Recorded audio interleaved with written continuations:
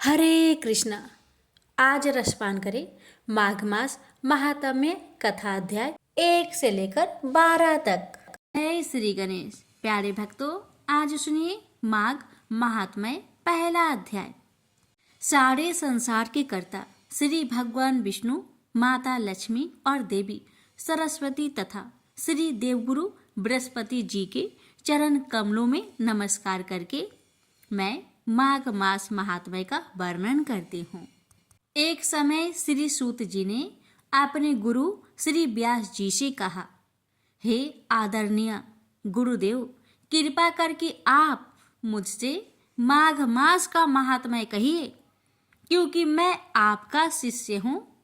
व्यास जी कहने लगे कि रघुवंश के राजा दिलीप एक समय यज्ञ के स्नान के पश्चात सुंदर वस्त्र पहनकर शिकार की सामग्री से युक्त कवच और शोभ्यमान आभूषण पहने हुए अपने सिपाहियों से घिरे हुए जंगल में शिकार खेलने के लिए अपने नगर से बाहर निकले। उनके सिपाही जंगल में शिकार के लिए मृग, बाघ, सिंह आदि जंतुओं की तलाश में इधर उधर फिरने लगे। उस वन में वन स्थली अत्यंत शोभा को प्राप्त हो रही थी। वन में कहीं वृक्षों पर मोर नाच रहे थे, कहीं कहीं मृगों के झुंड फिरते थे, कहीं गीदड़ अपना भयंकर शब्द कर रहे थे, कहीं गेंडों का समूह हाथियों के समान फिर रहा था, कहीं वृक्षों के कटोरे में बैठे हुए उल्लू अपना भयानक शब्द कर रहे थे, कहीं सिंगों के पद चिन्हों के साथ घायल मृगों के रक्त से भूमि लाल हो रही थी, कहीं दूध से भरी थनों वाली सुंदर भैंसें फिर रही थी, कहीं पर गंधित पुष्प हरी हरी लताएं वन की शोभा को बढ़ा रही थी, कहीं बड़े बड़े पेड़ खड़े थे तो कहीं उन पर पेड़ों पर बड़े बड़े अजगर और उनकी केचुलियां भी पड़ी हुई थी। उसी समय राजा के सिपाहियों के बाजे की आवाज सुनकर एक मृग वन में से निकलकर भागने लगा और बड़ी बड़ी चौकड़ियां भरता हुआ आगे बढ़ा। राजा ने उसके पीछे अपना घोड़ा दौड़ाया, परंतु मृग पूर्ण शक्ति से भागने लगा। मृग कांटेदार वृक्ष के एक जंगल में घुसा और राजा ने भी उसके पीछे वन में प्रवेश किया, परंतु दूर जाकर मृग राजा की दृष्टि से ओझल होकर कहीं निकल गया। राजा निर्जन वन में अपने सैनिकों सहित प्यास के मारे अति दुखी हो गया। दोपहर के समय अधिक मार्ग पर चलने से सैनिक थक गए और घोड़े रुक गए। कुछ थोड़ी देर बाद राजा ने एक बड़ा भारी सुंदर सरोवर देखा, जिसके किनारों पर घने वृक्ष थे। इसका जल सज्जनों के हृदय के समान पवित्र था।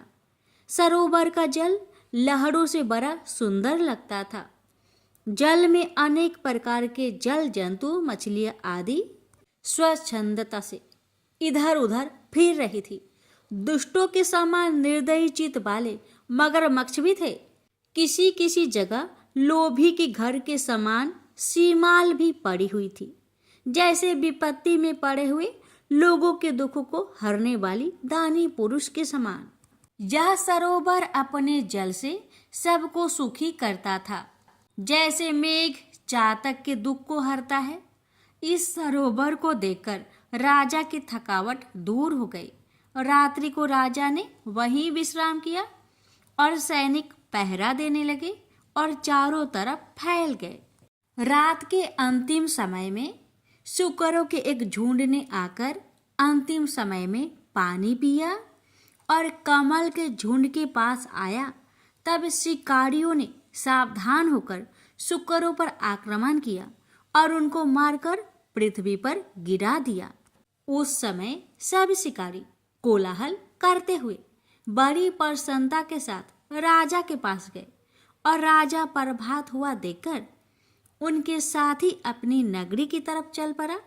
रास्ते में एक तपस्वी को देखा जिसका शरीर तपस्या और नियम के कारण बिल्कुल सूख गया था, जो मृग छाला और बलकल पहने हुए था। राजा ने ऐसे घोर तपस्वी को देखकर बड़े आश्चर्य से उनको प्रणाम किया और हाथ जोड़कर खड़ा हो गया। तब तपस्वी ने राजा को कहा कि हे राजन, इस पुण्य शुभ माघ में इस सरोवर को छोड़कर तुम यहाँ से क्यों जाने की इच्छा करते हो? तब राजा कहने लगा कि महात्मन, मैं तो माघ मास में स्नान के फल को कुछ भी नहीं जानता। कृपा करके आप विस्तार पूर्वक मुझको बतलाइए। यहीं पर माघ मास प्रथम अध्याय समाप्त हुआ। राजा के ऐसे वचन सुनकर तपस्वी कहने लगा कि राजन, भगवान सूर्य बहुत शीघ्र उदय होने वाले हैं, इसलिए यह समय हमारे लिए स्नान का है, कथा का नहीं। सो आप स्नान करके अपने घर को जाओ और अपने गुरु श्री वशिष्ठ जी से इस महात्म्य को सुनो। इतना कहकर तपस्वी सरोवर में स्नान के लिए चले गए और राजा भी विधि पूर्वक सरोवर में स्नान करके अपने घर लौटा और रनिवास में जाकर तपस्वी की सब कथा रानी को सुनाई। तब सूत जी कहने लगे कि महाराज, राजा ने अपने गुरु वशिष्ठ जी से क्या प्रश्न किया और उन्होंने क्या उत्तर दिया, सो कहिए। व्यास जी कहने लगे कि हे सूत जी, राजा दिलीप ने रात्रि को सुख से सोकर प्रातः समय ही अपने गुरु वशिष्ठ के पास जाकर उनके चरणों को छूकर प्रणाम करके नम्रता से पूछा कि गुरुजी, आपने आचार, नीति, राज्य, धर्म तथा चारों वर्णों को, चारों आश्रमों की क्रियाओं, दान और उनके व्रत विधान, यज्ञ और उनकी विधियां, वन, उनकी प्रतिष्ठा तथा भगवान विष्णु की आराधना बतलाई है। परंतु अब मैं आपसे माघ मास के स्नान के महात्म्य को सुनना चाहता हूँ। सो हे तपोधन, नियम पूर्वक इसकी विधि समझाइए। गुरु वशिष्ठ जी के कहने लगे कि हे राजन, तुमने दोनों लोकों के कल्याणकारी, वनवासी तथा गृहिणियों के अंतःकरण को पवित्र करने वाले माघ मास के स्नान का बहुत सुंदर प्रश्न पूछा है। मकर राशि में सूर्य के आने पर माघ मास में स्नान का फल गौ, भूमि, तिल, वस्त्र, स्वर्ण, अन्न, घोड़ा आदि दानों तथा चंद्रायन और ब्रह्म कुर्वे व्रत आदि से भी अधिक होता है। वैशाख तथा कार्तिक के जप, दान, तप और यज्ञ बहुत फल देने वाला है, परंतु माघ मास में इनका फल बहुत ही अधिक होता है। माघ मास में स्नान करने वाला पुरुष राजा और मुक्ति के मार्ग को जानने वाला होता है। दिव्य दृष्टि वाले महात्माओं ने कहा है कि जो मनुष्य माघ मास में सकाम या भगवान के निमित्त नियम पूर्वक माघ मास में स्नान करता है, वह अत्यंत फल वाला होता है। उसको शरीर की शुद्धि, प्रीति, ऐश्वर्य तथा चारों प्रकार के फलों की प्राप्ति होती है। अदिति ने 12 वर्ष तक मकर संक्रांति अन्न त्याग कर स्नान किया। इससे तीनों लोकों को उज्जवल करने वाले 12 पुत्र उत्पन्न हुए। माघ मास में करने से ही रोहिणी, सुभगा, अरुंधति दानशील हुई और इंद्राणी के समान रूपवती होकर प्रसिद्ध हुई। जो माघ मास में स्नान करते हैं तथा देवताओं के पूजन में तत्पर रहते हैं, उनको सुंदर स्थान, हाथी और घोड़ों की सवारी तथा दान को द्रव प्राप्त होता है और अतिथियों से उनका घर भरा रहता है। उनके घर में सदा वेद ध्वनि होती रहती है। वह मनुष्य धन्य है जो माघ मास में स्नान करते हैं, दान देते हैं तथा व्रत और नियमों का पालन करते हैं और दूसरे पुण्यों के क्षीण होने से मनुष्य स्वर्ग से वापिस आ जाता है। परंतु जो मनुष्य माघ मास में स्नान करता है वह कभी स्वर्ग से वापस नहीं आता। इससे बढ़कर कोई नियम, तप, दान, पवित्र और पाप नाशक नहीं है। भृगु जी ने मणि पर्वत पर विद्याधरों को यह सुनाया था। तब राजा ने कहा कि ब्राह्मण भृगु ऋषि ने कब मणि पर्वत पर विद्याधरों को उपदेश दिया था, सो बतलाइए। तब ऋषि जी कहने लगे कि हे राजन, एक समय 12 वर्ष तक वर्षा ना होने के कारण, सब प्रजा क्षीण होने के कारण संसार में बड़ी उद्गिनता फैल गई। हिमालय और विंध्याचल पर्वत के मध्य का देश निर्जन होने के कारण श्राद्ध, तप तथा स्वाध्याय सब कुछ छूट गए। सारा लोक विपत्तियों में फंसकर प्रजाहीन हो गया। सारा भूमंडल फल और अन्न से रहित हो गया। तब विंध्याचल से नीचे बहती हुई नदी के सुंदर वृक्षों से आच्छादित अपने आश्रम से निकल कर श्री भृगु ऋषि अपने शिष्यों सहित हिमालय पर्वत पर गए। इस पर्वत की चोटी नीली और नीचे का हिस्सा सुनहरी होने से माघ मास महात्मय। सारा पर्वत पीतांबरधारी श्री भगवान के सदृश लगता था। पर्वत के बीच का भाग नीला और बीच बीच में कहीं कहीं सफेद अष्टपिक होने से तारों से युक्त आकाश जैसी शोभा को प्राप्त होता था।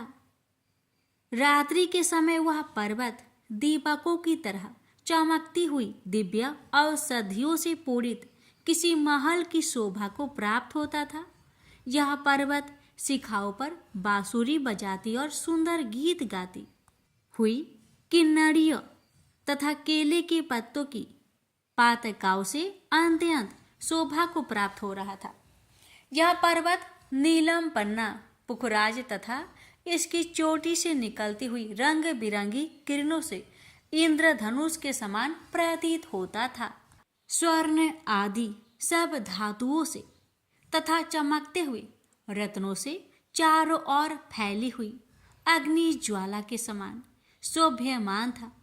इसकी कंदराओं में काम पीड़ित विद्याधरी अपने पतियों के साथ आकर रमन करती है और गुफाओं में ऐसे ऋषि मुनि जिन्होंने संसार के सब कलेशों को जीत लिया है, रात दिन ब्रह्म का ध्यान करते हैं और कई एक हाथ में रुद्राक्ष की माला लिए हुए शिव की आराधना में लगे हुए हैं। पर्वत के नीचे भागों में जंगली हाथी अपने बच्चों के साथ खेल रहे हैं तथा कस्तूरी वाले रंग बिरंगे मृगों के झुंड इधर उधर भाग रहे हैं। यह पर्वत सदा राजहंस तथा मोरों से भरा रहता है। इसी कारण इसको हेमकूट कहते हैं, जहाँ पर सदैव ही देवता, गुहाक और अप्सरा निवास करते हैं। प्रेम से बोलिए विष्णु भगवान की जय। यहीं पर माघ मास महात्म्य कथा अध्याय 2 समाप्त हुआ। माघ महात्म अध्याय 3। तब राजा दिलीप कहने लगे कि महाराज, यह पर्वत कितना ऊंचा और कितना लंबा चौड़ा है। तब वशिष्ठ जी कहने लगे कि 36 योजन, 1 योजन 4 कोस का होता है। ऊंचा ऊपर चोटी से 10 योजन चौड़ा और नीचे 16 योजन चौड़ा है। जो हरी, चंदन, आम, मदार, देवदारू और अर्जुन के वृक्षों से सुशोभित है। दुर्भिक्ष से दुखी होकर इस सुंदर पर्वत को और फल फूलों से परिपूर्ण देखकर भृगु वहीं रहने लगे और वहाँ पर कंदराओं, वनों और उपवनों में बहुत दिनों तक तप करते रहे।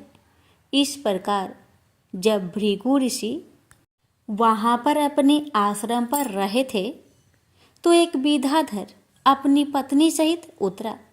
वह अत्यंत दुखी थे। उन्होंने भृगु ऋषि को प्रणाम किया और ऋषि ने बड़े मीठे स्वर में उनसे कहा कि हे विद्याधर, तुम बड़े दुखी दिखाई देते हो, इसका क्या कारण है?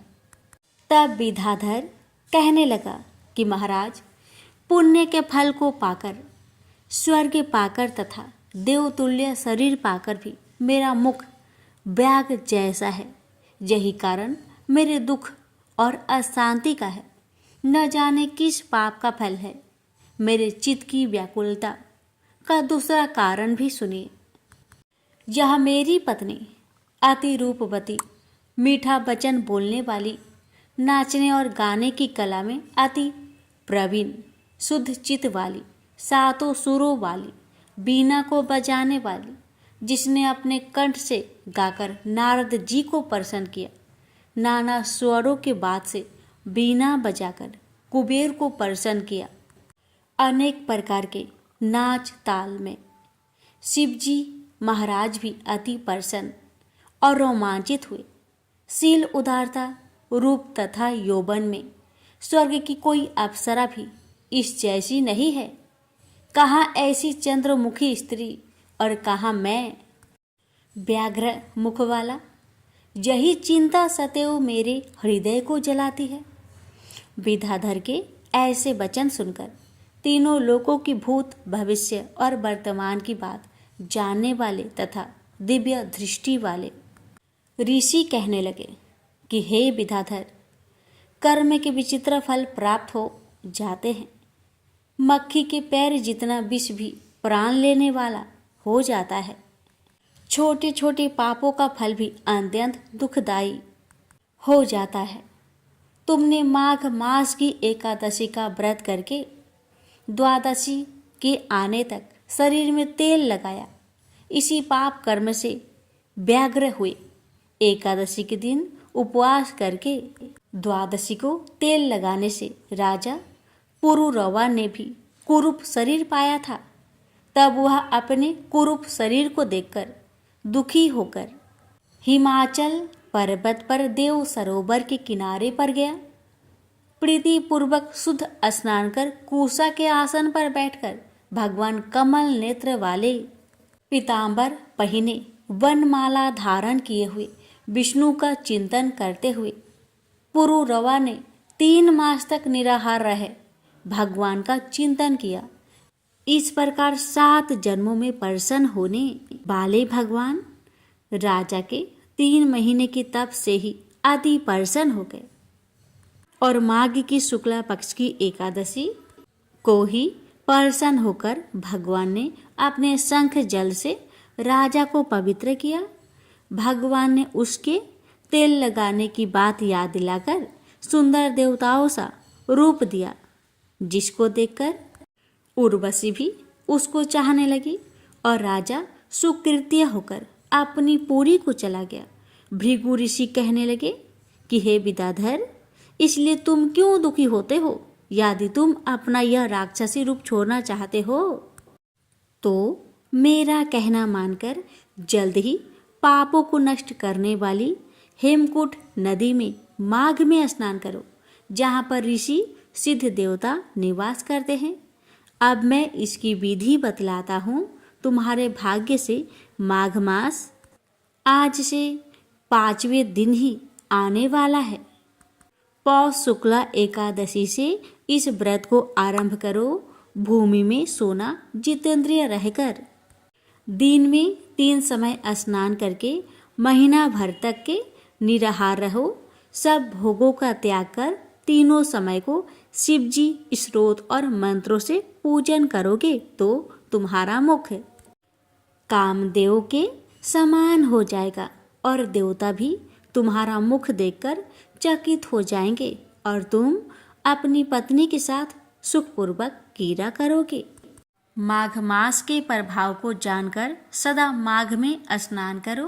पाप और दरिद्रता से बचने के लिए मनुष्य को सदा यत्न से माघ मास का स्नान करना चाहिए। यह स्नान सदा सब दानों और यज्ञों के फल को देता है और पाप का क्षय होता है। वशिष्ठ कहते हैं कि हे राजा, दिलीप की यह कथा भृगु जी ने विद्याधर को सुनाई। माघ स्नान योगों से भी बढ़कर यज्ञ तथा यज्ञों से बढ़कर गर्जना करता है। पुष्कर, कुरुक्षेत्र, ब्रह्मव्रत, काशी, प्रयाग तथा गंगा सागर जैसे संगमों से मनुष्य को जो फल 10 वर्ष में मिलता है, उतना ही फल माघ मास में स्नान करने से 3 दिन में मनुष्य को मिलता है। इसमें संचय नहीं है कि चिरकाल तक स्वर्ग में रहने की इच्छा करने वाले मनुष्य को सदा यत्न से माघ मास में स्नान करना चाहिए। आयु, आरोग्य, धन, रूप, कल्याण और गुण प्राप्त करने वालों को माघ का स्नान कभी नहीं छोड़ना चाहिए। स्नान करने वाला इस लोक तथा परलोक में सदा सुख पाता है।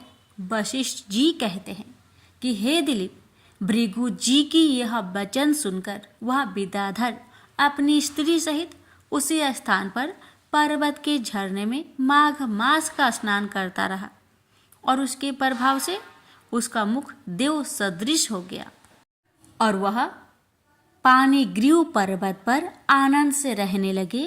और भृगु जी भी नियम की समाप्ति पर शिष्यों सहित युवा नदी के तट पर आ गए।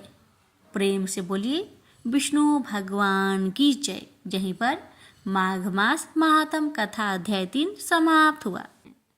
श्री वशिष्ठ जी कहने लगे कि हे राजन, अब मैं माघ की उस महात्म्य को कहता हूँ जो कार्तिवीर्य से पूछने पर दत्तात्रेय जी ने कहा था।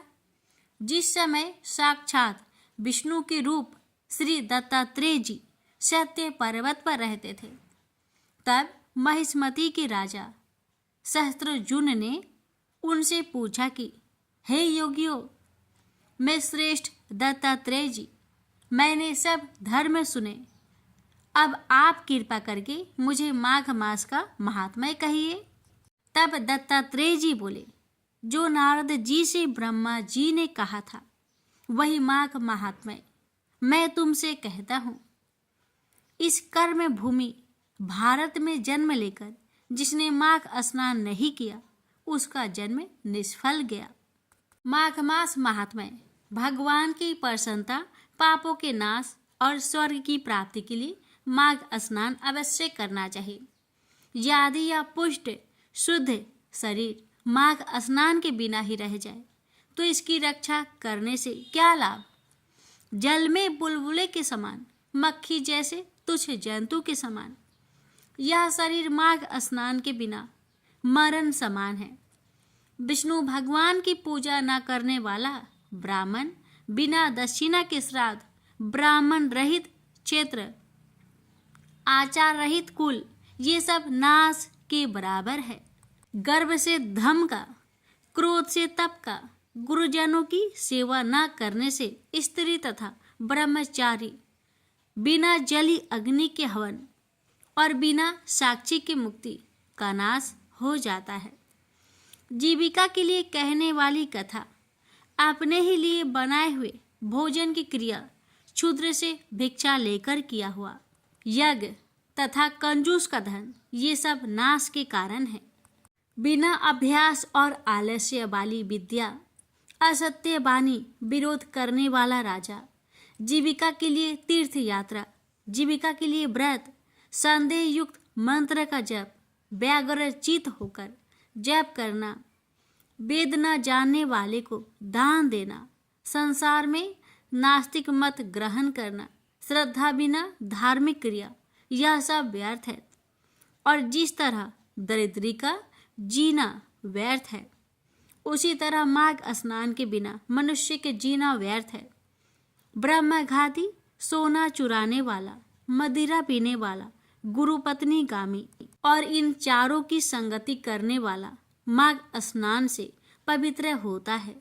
जल कहता है कि सूर्योदय से पहले जो मुझसे स्नान करता है, मैं उसके बड़े से बड़े पापों को नष्ट करता हूँ। महापातक भी स्नान करने से भस्म हो जाते हैं। चंद्रमा प्रकाश करता है, वैसे ही श्रेष्ठ मनुष्य माघ में स्नान करके प्रकाशमान होते हैं। काया वाचा मानसा से किए हुए छोटे या बड़े, नए या पुराने सभी पाप स्नान से नष्ट हो जाते हैं। आलस्य में बिना जाने जो पाप किए हो वो भी नाश को प्राप्त होते हैं। जिस तरह जन्म जन्मांतर के अभ्यास से आध्यात्मिक ज्ञान की प्राप्ति होती है, उसी तरह जन्मांतर अभ्यास से ही माघ स्नान में मनुष्य की रुचि होती है। यह अपवित्रों को पवित्र करने वाला बड़ा तप और संसार रूपी कीचड़ को धोने की पवित्र वस्तु है। हे राजन, जो मनवांछित फल देने वाला मास स्नान नहीं करते, वह सूर्य चंद्रमा के समान भोगों को कैसे भोग सकते हैं। माघ मास कथा अध्याय 4 यहीं पर समाप्त हुआ। माघ मास महात्म्य 5वां अध्याय। श्री दत्तात्रेय जी कहते हैं कि हे राजन, एक प्राचीन वृत्तांत सुनाता हूँ। भृगु वंश में ऋषिका नाम की एक विधवा ब्राह्मणी थी, जो बाल्यकाल में ही विधवा हो गई थी। वह रेवा नदी के किनारे विंध्य पर्वत के नीचे तपस्या करने लगी। वह जितेंद्रिय, सत्यवक्ता, सुशील, दानशिला तथा तप करके देह को सुखाने वाली थी। वह अग्नि में आहुति देकर उच्च वृत्ति द्वारा छठे काल में भोजन करती थी। वह बलकल धारण करती और संतोष से अपनी जीवन व्यतीत करती थी। उसने रेवा और कपिल नदी के संगम में 60 वर्ष तक माघ स्नान किया और फिर वहां पर ही मृत्यु को प्राप्त हो गई। माघ स्नान के फल से वह दिव्य 4000 वर्ष तक विष्णु लोक में वास करके सुंद और उपसुंद दैत्यों का नाश करने के लिए ब्रह्म द्वारा तिलोत्तमा नाम की अप्सरा ब्रह्म लोक में उत्पन्न हुई। वह अत्यंत रूपवती, गान विद्या में अति प्रवीण और मुकुट कुंडल से शोभ्यमान थी। उसका रूप, यौवन और सौंदर्य देखकर ब्रह्मा भी चकित हो गए। वह कुमारी तिलोत्तमा रेवा नदी के पवित्र जल में स्नान करके वन में बैठी थी। तब सुंद और उपसुंद के सैनिकों ने चंद्रमा के समान रूपवती को देखकर अपने राजा सुंद और उपसुंद से उसके रूप की शोभा का वर्णन किया और कहने लगे कि कामदेव को लज्जित करने वाली ऐसी परम सुंदरी स्त्री को हमने कभी नहीं देखा। आप भी चलकर देखें। तब वे दोनों मदिरा के पात्र रखकर वहां पर आए जहां वह सुंदरी बैठी हुई थी और मदिरा के पीने से विहल होकर काम पीड़ा से पीड़ित हुए और दोनों ही आपस में उस स्त्री रत्न को प्राप्त करने के लिए विवादग्रस्त हुए। आपस में युद्ध करते हुए वही समाप्त हो गए। तब उन दोनों को मरा हुआ देखकर उनके सैनिकों ने बड़ा कोलाहल मचाया और तब तिलोत्तमा काल रात्रि के समान उनको पर्वत से गिराते हुई 10 दिशाओं को प्रकाशमान करते हुए आकाश में चली गई और देव कार्य सिद्ध करके ब्रह्मा के सामने आई। ब्रह्मा जी ने प्रसन्नता से कहा कि हे चंद्रवती, मैंने तुमको सूर्य के रथ पर स्थान दिया। जब तक आकाश में सूर्य स्थित है, नाना प्रकार के भोगों को भोगो। सो हे राजन, वह ब्राह्मणी अब भी सूर्य के रथ पर माघ स्नान के उत्तम भोगों को भोग रही है। इसलिए श्रद्धावान पुरुष को उत्तम गति पाने के लिए यत्न के साथ माघ मास में विधि पूर्वक स्नान करना चाहिए। प्यारे भक्तों, माघ मास कथा अध्याय 5 यहीं पर समाप्त होता है। माघ मास महात्म्य का 6ठा अध्याय। पूर्व समय में सतयुग के उत्तम निषेध नामक नगर में हेमकुंडल नाम वाला कुबेर के सदृश धनी वैश्य रहता था, जो कुलीन अच्छे काम करने वाला, देवता अग्नि और ब्राह्मण की पूजा करने वाला, खेती का काम करने वाला था। वह गौ, घोड़े, भैंस आदि का पालन करता और दूध, दही, छाछ, गोबर, घास, गुड़, चीनी आदि अनेक वस्तु बेचा करता था और उनसे इस प्रकार बहुत सा धन इकट्ठा कर लिया था। जब वह बूढ़ा हो गया तो मृत्यु को निकट समझकर उसने धर्म के कार्य करने प्रारंभ कर दिए। भगवान विष्णु का मंदिर बनवाया, कुआं, तालाब, बावड़ी, आम, पीपल आदि के वृक्ष तथा सुंदर बाग बगीचे लगवाए। सूर्योदय से सूर्यास्त तक वह दान करता। गांव के चारों तरफ जल की प्याऊ लगवाई। उसने सारे जन्म भर जितने पाप किए थे उनका प्रायश्चित करता था। इस प्रकार उसके 2 पुत्र उत्पन्न हुए, जिसका नाम उसने कुंडल और विकुंडल रखा। जब दोनों लड़के युवावस्था को प्राप्त हुए तो हेमकुंडल वैश्य गृहस्थी का सब कार्य सौंपकर भगवान की तपस्या के निमित्त वन में चला गया और वहां विष्णु भगवान की आराधना में शरीर को सुखाकर अंत में विष्णु लोक को प्राप्त हुआ। उसके दोनों पुत्र लक्ष्मी के मद को प्राप्त होकर बुरे कर्मों में लग गए। वैश्यगामी बीना और बाजे लेकर वैश्याओं के साथ गाते फिरते थे। अच्छे सुंदर वस्त्र पहनकर, सुगंधित तेल आदि लगाकर, भांड और कुछ मदियों से घिरे हुए हाथी की सवारी करते थे और सुंदर घरों में रहते थे। इस प्रकार ऊपर बोए बीज के सदृश वह अपने धन को बुरे कर्मों में नष्ट करते थे।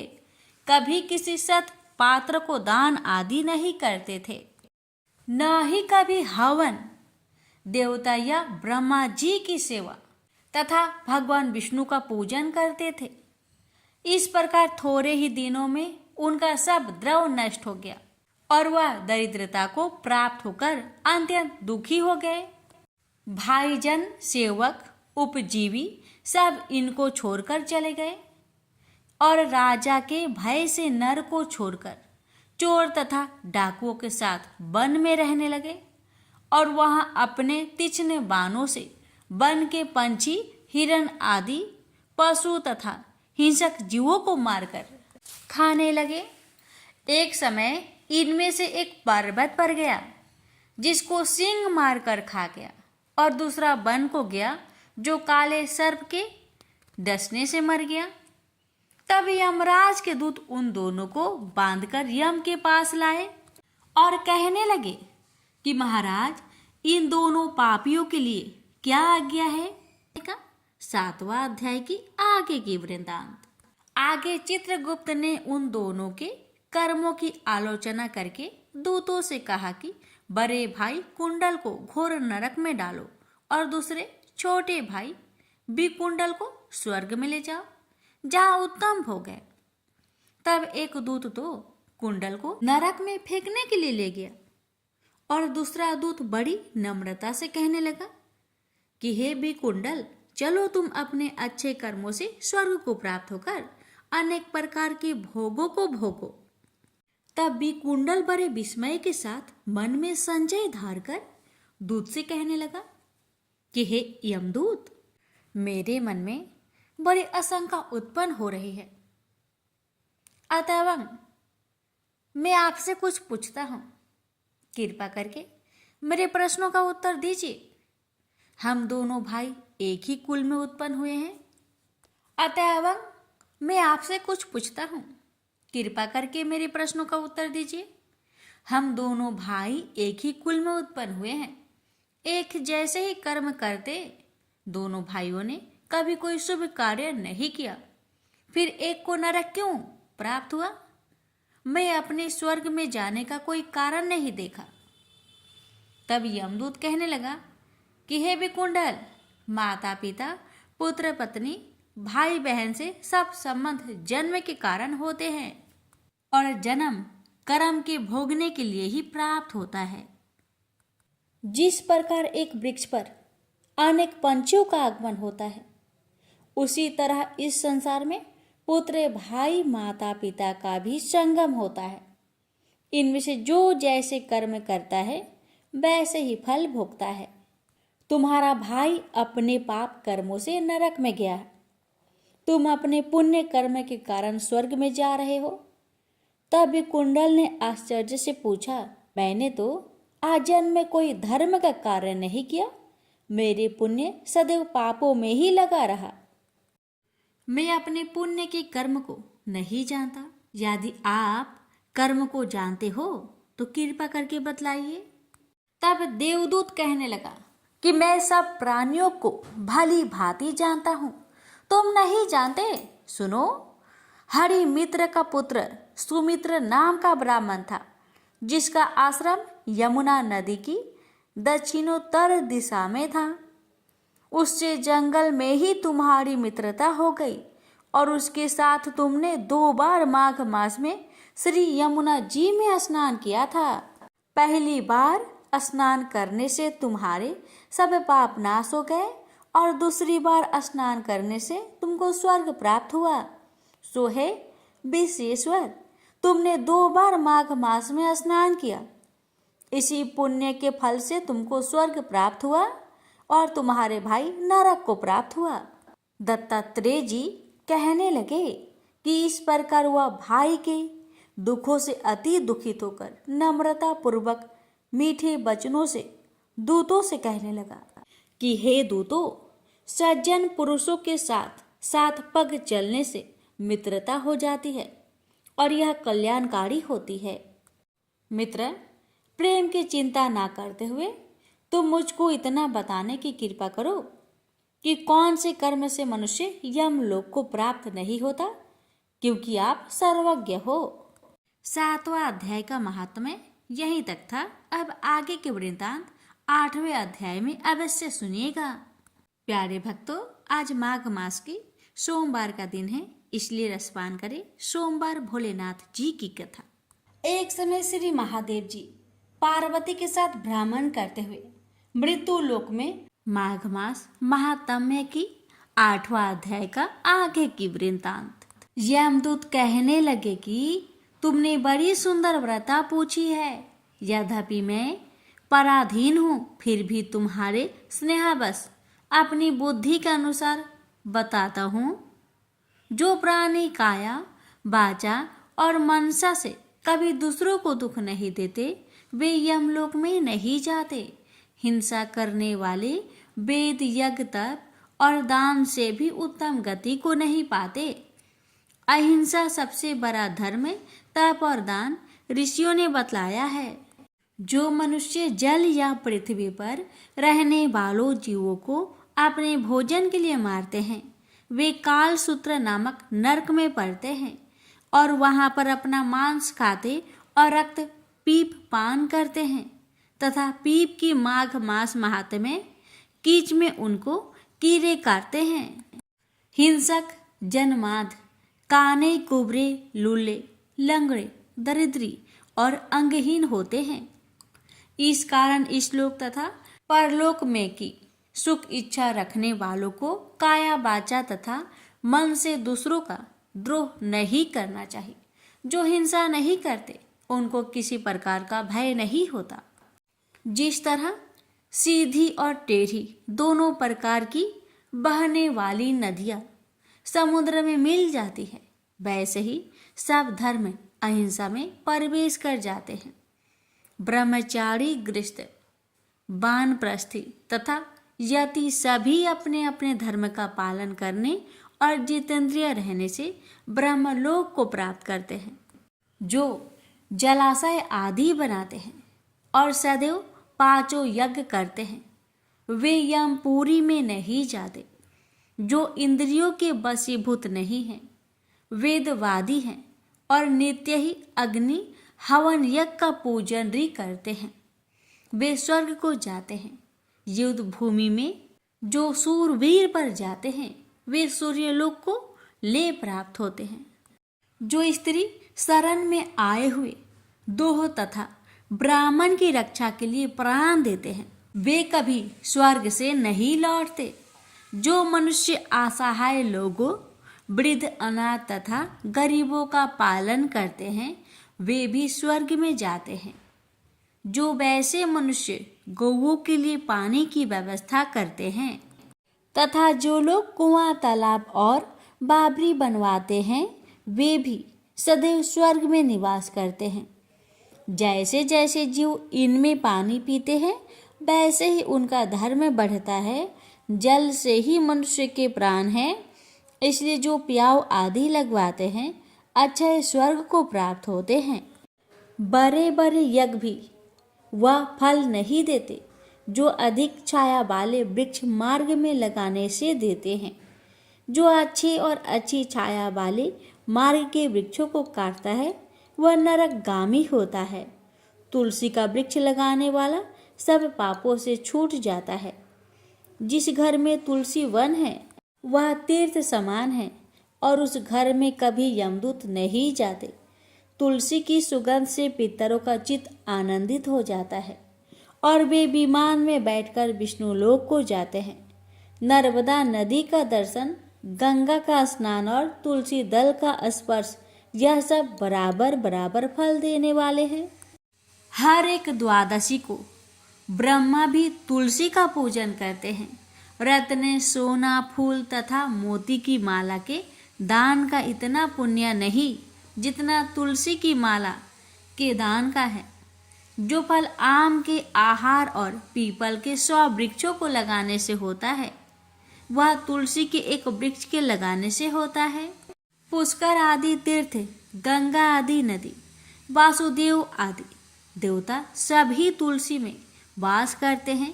जो मनुष्य एक बार, 2 या 3 बार रेवा नदी से उत्पन्न शिव मूर्ति की पूजा करता है अथवा अष्टापिक रत्न के पत्थर में आप से आप निकले हुए तीर्थ में, पर्वत या वन में रखी हुई शिव की मूर्ति की पूजा करता है और सदैव ओम नमः शिवाय मंत्र का जाप करता है, वह यमलोक की कथा भी नहीं सुनते।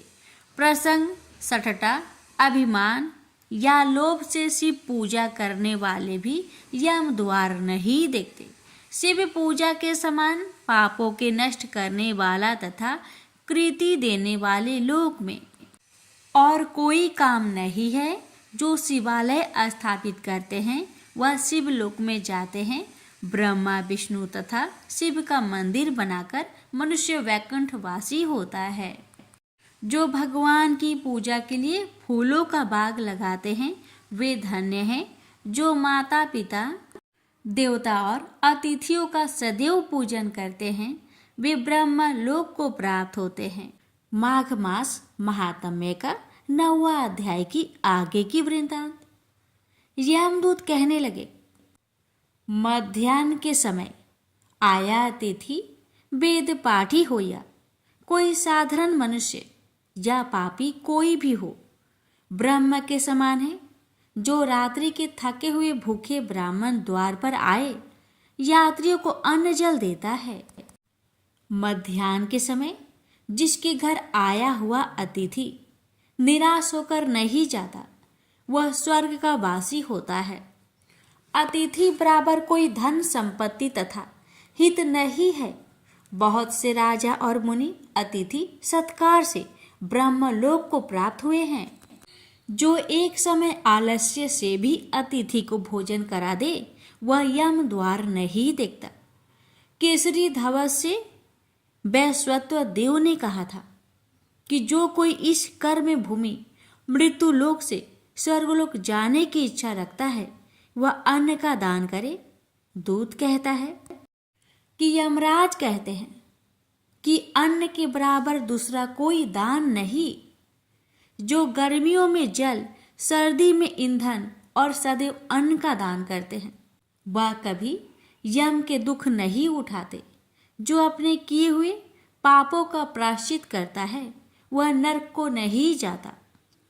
जो काया, वाचा और मन से किए हुए पापों का प्रायश्चित करता है, वह देव और गंधर्वों से सेवित शुभ लोक को प्राप्त होता है। जो नित्य ही व्रत, तप, तीर्थ करते हैं और जितेंद्रिय है, वह भयंकर यम को नहीं देखते हैं। नित्य धर्म करने वाला दूसरे का अन्न, भोजन और दान त्याग दे।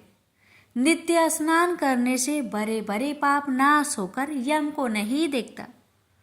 बिना स्नान पवित्रता कैसे हो सकती है? जो मनुष्य माघ मास महात्म्य के समय में चलते जल में स्नान करते हैं वह बुरी योनि नहीं पाते, न ही नरक में जाते हैं।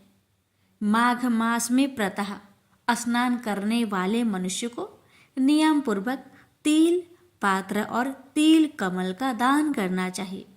जमदूत कहते हैं कि विकुंडल पृथ्वी सोना गौ आदि परम दान करने वाला स्वर्ग से नहीं लौटता। बुद्धिमान पुण्य तिथियों, व्यतिपात, संक्रांति आदि को थोड़ा सा दान करके भी पूरी गति को नहीं प्राप्त होता। सत्यवादी, मौन रहने वाला, मीठा बोलने वाला, क्षमाशील, नीतिवान, किसी की निंदा न करने वाला, सब प्राणियों पर दया करने वाला, पराये गुणों का वर्णन करने, पराये धन की तृण के समान समझने वाला, ऐसा लोग नरक को कभी नहीं भोगते। यहीं पर माघ मास महात्म्य 9वां अध्याय समाप्त हुआ। माघ महात्म्य का 10वां अध्याय की आगे के वृत्तांत। यमदूत कहने लगे कि हे वेश्या, एक बार भी गंगा जी में स्नान करने से मनुष्य सब पापों से छूटकर अत्यंत शुद्ध हो जाता है। जो भी गंगा जी को दूसरे तीर्थों के समान समझता है वह अवश्य नरक में जाता है। भगवान के चरणों से उत्पन्न हुई गंगा जी के पवित्र जल को श्री शिव जी अपने मस्तिष्क में धारण करते हैं। वह ब्रह्मा जो संदेह रहित, प्रकृति से अलग और निर्गुण है, ब्रह्मांड में उसकी समानता किससे हो सकती है? गंगा जी का नाम हजारों योजन दूर से ही लेने वाला नरक में नहीं जाता।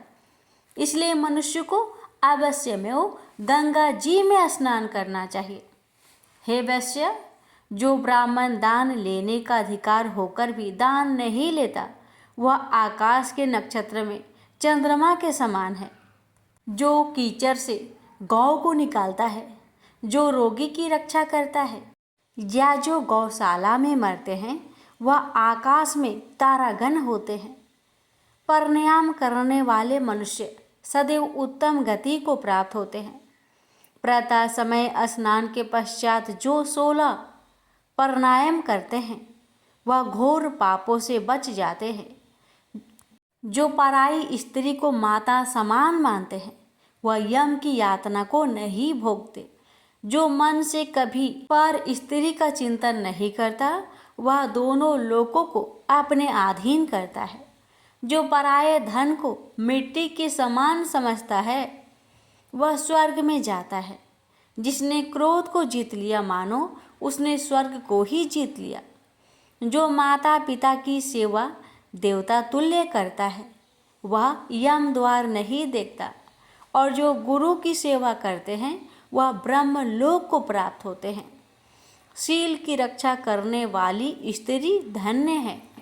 शील भंग करने वाले यमलोक जाते हैं। जो वेदों और शास्त्रों को पढ़ते हैं या पुराण और संहिता पढ़ते और सुनते हैं तथा जो स्मृति का व्याख्यान और धर्म शास्त्र समझते हैं या जो वेदांत में लीन रहते हैं वह पाप रहित होकर ब्रह्मलोक को प्राप्त होते हैं। जो अज्ञानियों को वेद शास्त्र का ज्ञान देते हैं वे देवताओं से पूजित होते हैं। यमदूत ने कहा कि हे वैश्य, श्रेष्ठ यमराज ने हमको वही आज्ञा दे रखी है कि तुम किसी वैष्णव को मेरे पास मत लाओ। हे वैश्य, पापी लोगों को इस संसार रूपी नर्क को पार करने के लिए भगवान की भक्ति के सिवाय दूसरा और कोई उपाय नहीं। माघ मास महात्म्य भगवान की भक्ति न करने वाले मनुष्य को चांडाल के समान समझना चाहिए। भगवान के भक्त अपने माता पिता दोनों कुलों को तार देते हैं और उनको नरक में नहीं रहने देते और जो मनुष्य वैष्णव का भोजन करते हैं वे भी कृपा से श्रेष्ठ गति को प्राप्त होते हैं। बुद्धिमान को सदैव वैष्णव का अन्न खाना चाहिए। इससे बुद्धि पवित्र होकर मनुष्य पाप नहीं करता। गोविंदाय नमः इस मंत्र का जाप करता हुआ जो मनुष्य मृत्यु को प्राप्त होता है वह परम धाम को प्राप्त होता है, इसमें संदेह नहीं है। जो ओम नमो भगवते वासुदेवाय इस द्वादशाक्षर मंत्र का जाप करता है उसे ब्रह्म इत्यादि बड़े बड़े पाप नाश हो जाते हैं। यहीं पर माघ मास महात्म्य की 10वां अध्याय का समापन हुआ। अब श्रवण करेंगे माघ मास महात्म्य 11वां अध्याय की आगे की वृंतांत। यमदूत कहने लगा कि हे वैश्य, मनुष्य को सदैव शालिग्राम की शिला में तथा ब्रज या कीट गमति चक्र में भगवान वासुदेव का पूजन करना चाहिए, क्योंकि सब पापों का नाश करने वाले, सब पुण्यों को देने वाले तथा मुक्ति प्रदान करने वाला भगवान विष्णु का इसमें निवास होता है।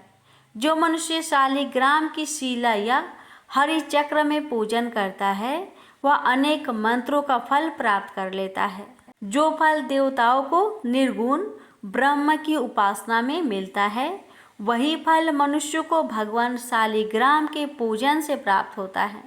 हे वैश्य, अत्यंत पापी, दुराचारी, अनाधिकारी भी शालिग्राम का पूजन करने से यमलोक को नहीं देखता। भगवान को लक्ष्मी जी के पास अथवा बैकुंठ में इतना आनंद नहीं आता जितना शालिग्राम की शिला या चक्र में निवास करने में आता है। स्वर्ण कमल युक्त करोड़ों शिवलिंग की पूजन से इतना फल नहीं मिलता। भक्ति पूर्वक शालिग्राम का पूजन करने से विष्णु लोक में वास करके मनुष्य चक्रवर्ती होता है। काम, क्रोध, लोभ, मोह, अहंकार से युक्त होकर भी मनुष्य शालिग्राम का पूजन करने से बैकुंठ में प्रवेश करता है। जो सदैव शालिग्राम का पूजन करते हैं वह प्रलय काल तक स्वर्ग में वास करते हैं। जो दीक्षा, नियम और मंत्रों से चक्र में बलि देता है वह निश्चय करके विष्णु लोक को प्राप्त होता है। जो माघ मास महात्म्य शालिग्राम के जल से अपने शरीर को अभिषेक करता है वह मानो संपूर्ण तीर्थों में स्नान करता है। गंगा, रेवा, गोदावरी सबका जल शालिग्राम में वास करता है। जो मनुष्य शालिग्राम की शिला के सम्मुख अपने पितरों का श्राद्ध करता है उसके पितर कई कल्पों तक स्वर्ग में वास करते हैं। जो लोग नित्य शालिग्राम की शिला का जल पीते हैं उनको हजारों हजारों बार पंचगव्य पीने से क्या लाभ। जहाँ पर शालिग्राम है वहाँ स्थान तीर्थ स्थान के समान ही है। वहाँ पर किए गए संपूर्ण दान होम करोड़ों गुना फल को प्राप्त होता है। जो एक बूंद भी शालिग्राम का जल पीता है वह माता के स्तनों का दूध पान नहीं करता, अर्थात गर्भाशय में नहीं आता। शालिग्राम शिला में जो कीड़े मकोड़े एक कोस के अंतराल में मरते हैं वह भी बैकुंठ को प्राप्त होते हैं। जो फल वन में तप करने से प्राप्त होता है वही फल भगवान को सदैव स्मरण करने से प्राप्त होता है। मोहबस अनेक प्रकार के घोर पाप वाला मनुष्य भी भगवान को प्रणाम करने से नरक में नहीं जाता। संसार में जितने तीर्थ और पुण्य स्थान हैं भगवान केवल नाम मात्र के कारण प्राप्त हो जाते हैं। यहीं पर माघ मास महात्म्य का 11वां अध्याय समाप्त हुआ। अब रसपान करें 12वां अध्याय की आगे की वृंतांत। यमदूत कहने लगा कि जो कोई प्रसंग बस भी एकादशी का व्रत को करता है वह दुखों को प्राप्त नहीं होता। मास की दोनों एकादशी भगवान पद्मनाभ के दिन है। जब तक मनुष्य इन दिनों में व्रत नहीं करता उसके शरीर में पाप बने रहते हैं। हजारों अश्वमेघ, सैकड़ों वाजपेयी यज्ञ एकादशी व्रत की 16वीं कला के बराबर भी नहीं है। एकादशी के दिन व्रत करने से 11 इंद्रियों से किए गए सब पाप नाश हो जाते हैं। गंगा, गया, काशी, पुष्कर, कुरुक्षेत्र, यमुना, चंद्रभागा कोई भी एकादशी के तुल्य नहीं है। इस दिन व्रत करके मनुष्य अनायासी वैकुंठ लोक को प्राप्त होता है। एकादशी को व्रत और रात्रि को जागरण करने से माता पिता और स्त्री के कुल की 10-10 पीढ़ियां उद्धार पाती है और वह पीताम्बर धारी होकर भगवान के निकट रहते हैं। बाल, युवा और वृद्ध सब तथा पापी भी व्रत करने से नरक में नहीं जाते। यमदूत कहता है कि हे वैश्य, मैं सूक्ष्म में तुमसे नरक से बचने का धर्म कहता हूँ। मन और वचन से प्राणी मात्र का द्रोह न करना, इंद्रियों को बस में रखना, दान देना, भगवान की सेवा करना, नियम पूर्वक वर्णाश्रम धर्म का पालन करना, इन कर्मों के करने से मनुष्य नरक से बचा रहता है। स्वर्ग प्राप्त करने की इच्छा से मनुष्य गरीब भी हो तो भी जूता, छतरी, अन्न, धन, जल कुछ न कुछ दान देते रहे। दान देने वाला मनुष्य कभी यम की यातना को नहीं देखता तथा दीर्घ आयु और धनी होता है। बहुत कहने से ही क्या, अधर्म से ही मनुष्य बुरी गति को प्राप्त होता है। मनुष्य सदैव धर्म के कार्यों से ही स्वर्ग प्राप्त करता है। इसलिए बाल्यावस्था से ही धर्म के कार्यों का अभ्यास करना चाहिए।